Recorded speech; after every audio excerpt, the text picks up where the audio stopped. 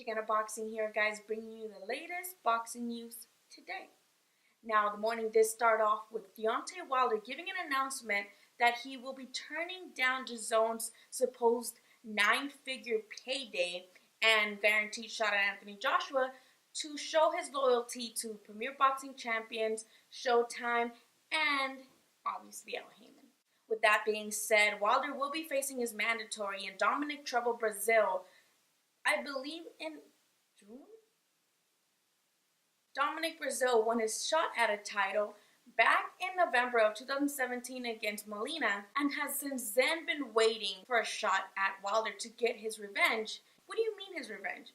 Well, if you don't know, now you will know. Dominic Breazeale and Deontay Wilder have actually been in a fight previous to obviously this announcement and have had beef outside of the ring for a while now. Now that he finally has a shot at Wilder, Breazeale hopes to get revenge on Wilder's brother, hitting him in the back of the head back when they had that fight. The press conference obviously quickly turned to verbal insults as Wilder even threatened Breazeale to start making funeral plans. He may not get up. It ain't no hoping and wishing that he gonna get up because he may not. I expect them to make some funeral arrangements because it's gonna be crazy. I can't wait. Oh my God.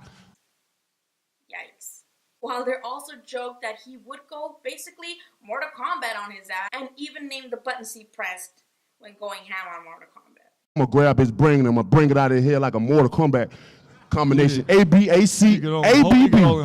As for Breazeale, he is now with trainer Virgil Hunter, which is surprising because up until his last fight, he was with Manny Robles. Now, why the change? Maybe he does feel like Virgil Hunter gives him better preparation in order to fight somebody like Wilder, but it might also be conflict of interest as Andy Ruiz, another heavyweight who just recently signed from Top Rank to PBC, is also under the guidance of Manny Robles, and they were both training out of Legends Gym in Norwalk. Now, because we were both in the same gym with the same trainer, I assume that was also kind of an awkward deal. And I believe that did influence Breazeale to go now with Virgil Hunter. But I don't know. Who the fuck am I to think this? Wilder also went on to say that he did not feel this fight was pay-per-view worthy, as he said that this is not one type of match that you may want to miss paying your rent for, which I think we can all agree with. Now, on my side of the country here in LA, we did have the press conference for Danny Garcia versus Adrian El Tigre Granados. Danny Garcia looks to bounce back from his defeat against Shawn Porter this past September, where he lost a shot at the WBC belt that he lost to Thurman back in March of 2017. Though Granados has 6 losses in his record, he does always deliver very entertaining fights, and this one at the War Grounds, formerly known as the Stuff Up Center, should be no exception. Danny Garcia took the Tina from Bob's Burgers route and told Granados that his ass was grass and that he was a lawnmower. Psst. Your ass is grass and I'm gonna mow it. I expect him to be confident. Well, his ass is grass. I'm a lawnmower, baby.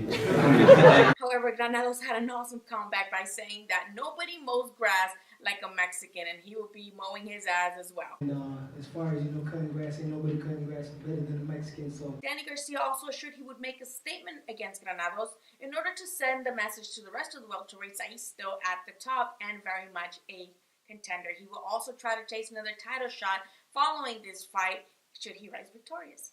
Granados, on the other hand, said he's also preparing himself for a war against Danny.